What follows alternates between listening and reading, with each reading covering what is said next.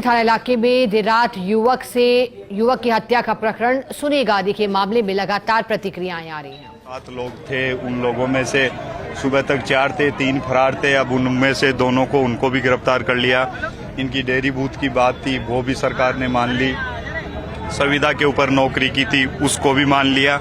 रही बात मुआवजे की, जो नियमानुसार होता है, उचित से उचित, मेरे को ये भी पता है कि ये परिवार आर्थिक उससे भी जूझ रहा है, गरीब परिवार है। तो हम यहाँ पे बहुत सारे भामाशाह है, प्राइवेट यूनिवर्सिटी है, मैंने इनको ये बोला है भाई कल ही आप लग जाओ मेरी तरीके से, तो मैं तैयार हूँ। आप लोगों के साथ में जाके, रवि जी हुआ, मैं हुआ, यहाँ के सभी प्रतिनिधि मिलके जितना ज्यादा हो सके आपको उचित मुआवजा दिलाएंगे। ऐसी घटना पुनरावृत्ति यहाँ पे नहीं हो, उसके लिए सख्त से सख्त निर्देश सरकार ने दिया है। इसका जीता जागता उदाहरण कल आपने देखा भी होगा कि 25 मोस्ट वांटेड जो अपराधी थे उनके लिए सरकार ने चिन्हित करके बोला भाई ये जहाँ पे भी मिले तो गिरफ्तार करो। ऐसी स्थिति के अंदर पहले भी यहाँ पे एक मामला हुआ था मनु वैष्णव का, उसके पीछे लगे हम और उसको फांसी तक की सजा के ऊपर लेके गए। सरकार पूरी तरीके से तैयार है। बातें आपने बता दी है परिजनों को, क्या सहमत है परिजन और क्या आगे? देखिए, कुछ है इनके मन के अंदर जो अभी बोल रहे हैं कि आपको बता रहे हैं, कुछ थोड़ी देर के अंदर सारा सेटल हो जाएगा। ये परिजन ये भी आरोप लगा रहे हैं कि पहले भी पुलिस में इसकी शिकायत दी गई थी 4 बार।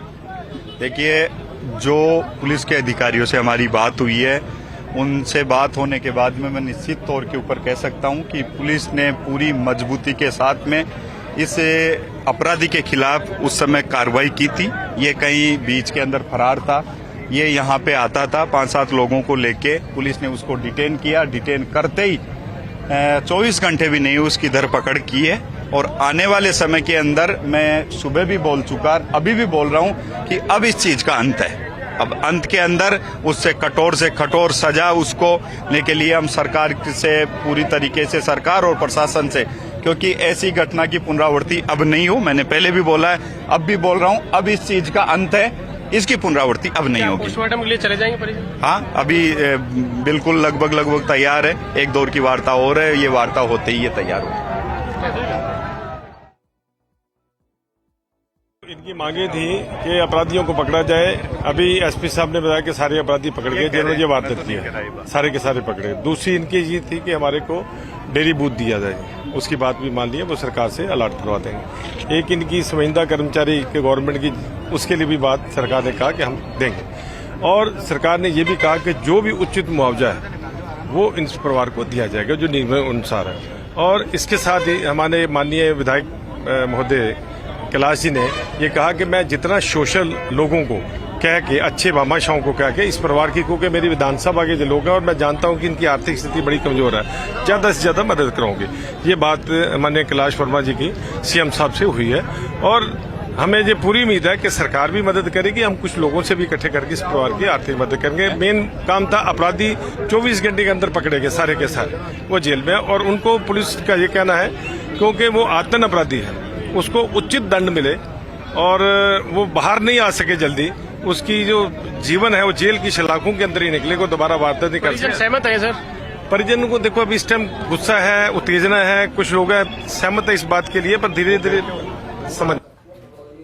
और आपने इस पूरे प्रकरण में बीजेपी विधायक कैलाश वर्मा को सुना और रवि नैयर को सुना, जिन्होंने परिजनों से बातचीत की। समझाइश के प्रयास अभी भी जारी हैं, लेकिन जैसा कि दोनों ही भारतीय जनता पार्टी के नेताओं ने बताया, उनका कहना है कि अब बातचीत का जो दौर चला वो अब सकारात्मक रुख लेते हुए, और ऐसे में माना जा रहा है कि थोड़ी ही देर में परिजन सहमत भी होंगे। जो उनकी मांगे हैं, कुछ मांगों को मान लिया गया है। साथ ही जो मुआवजे की बात है उसे लेकर कैलाश वर्मा ने बताया कि नियमों और प्रक्रियाओं के इर्द गिर्द रहकर ही कोशिश की जा रही है, चाहे जो भी भामाशाह हो। परिवार जो है वो आर्थिक रूप से कमजोर भी है, तो परिवार की आवाज बन, परिवार की मदद के हर संभव प्रयास किए जाएंगे। साथ ही जब आरोपी की सजा की बात और न्याय की बात आई, तो उन्होंने कहा कि आरोपी आदतन अपराधी है और खुद को शूटर बताता है। ऐसे में ये कोशिश की जाएगी कि आरोपी को कड़ी से कड़ी सजा मिले और बाकी की उम्र आरोपी की जेल में ही कटे। लेकिन सभी नियम प्रक्रियाओं के तहत ही